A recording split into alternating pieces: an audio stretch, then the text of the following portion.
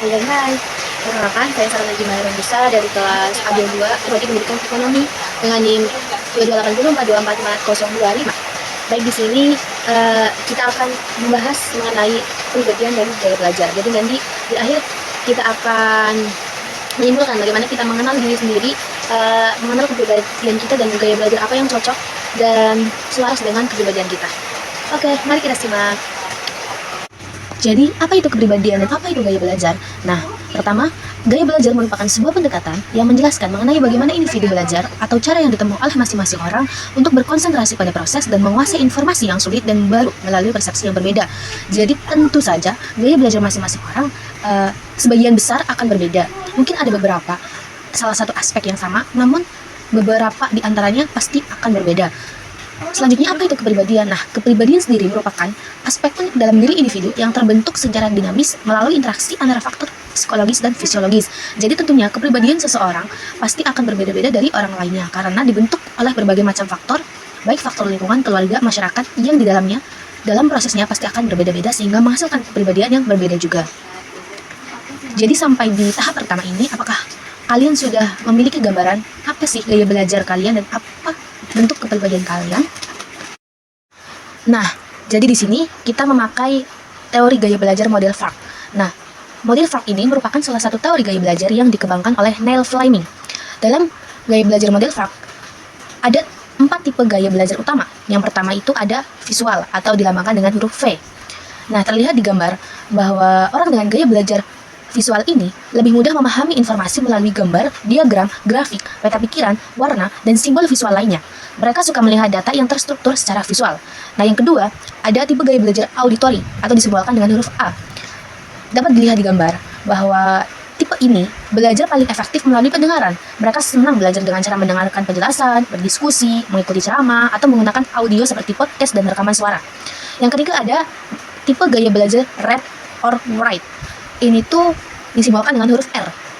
Jadi, bisa dilihat di gambar bahwa gaya belajar ini menyukai teks, baik dalam bentuk membaca maupun menulis. Mereka senang membaca catatan, membaca buku, menulis ulang informasi, dan memahami lewat bacaan seperti artikel atau jurnal.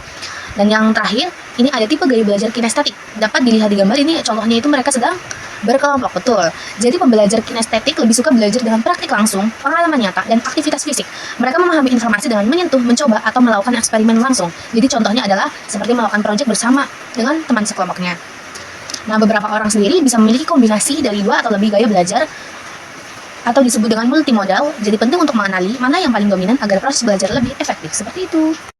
Oke, selanjutnya, selain gaya belajar, kita akan membahas tentang kepribadian. Nah, di sini saya akan menggunakan tipe kepribadian MBTI. Jadi tipe kepribadian MBTI ini atau Myers-Briggs Type Indicator adalah salah satu model psikologi populer yang mengelompokkan kepribadian manusia ke dalam 16 tipe berdasarkan kombinasi dari 4 dimensi utama. Ada 4 dimensi utama di sini. Yang pertama itu ada extrovert vs introvert, sensing vs intuition, thinking vs feeling, and judging vs perceiving. Oke, tipe kepribadian MBTI tadi itu yang pertama extrovert, dia itu energik saat bersama orang lain, suka berbicara dan berinteraksi. Vs introvert, introvert itu lebih energik saat menyendiri, suka refleksi dan pemikiran mendalam. Yang kedua ada sensing, sensing itu fokus pada fakta, detail dan pengalaman nyata. Vs dengan intuition, intuition ini lebih tertarik pada ide, pola, dan kemungkinan masa depan. Yang ketiga itu ada thinking, thinking itu mengambil keputusan secara logis dan objektif. Dan yang ketiga itu VS dengan feeling. Feeling itu mengambil keputusan berdasarkan nilai-nilai pribadi dan perasaan. Dan yang keempat itu ada judging. Judging itu menyukai perencanaan, struktur, dan kepastian. VS dengan perceiving. Perceiving itu lebih fleksibel, spontan, dan terbuka terhadap perubahan. Oke, seperti yang kita bahas sebelumnya bahwa dalam tipe kepribadian MBTI ini akan membentuk 16 tipe kepribadian berdasarkan kombinasi-kombinasi dari 4 dimensi utama tadi. Nah, di sini ada hubungan kepribadian MBTI dan gaya belajar FARC. Nah, yang pertama itu ada tabel, ya di sini ada tabel dari tabel MBTI, kemungkinan gaya belajarnya dan alasan atau deskripsi singkat seperti ISTJ. ISTJ ini contohnya kemungkinan gaya belajarnya adalah reading or writing dan juga kinestetik. Alasannya itu mereka akan cenderung suka struktur, senang mencatat dan juga praktik langsung. ISFJ ini kinestetik, reading or writing. Alasannya detail dan reflektif, belajar lewat tindakan dan catatan pribadi. Yang ketiga itu ada INFJ, visual, reading or writing. Ini alasannya mereka itu imajinatif, suka simbol, diagram, dan refleksi mendalam. Nah, ada selanjutnya sampai ke ENTJ, jadi extrovert, extrovert or intention and feeling and judging and thinking.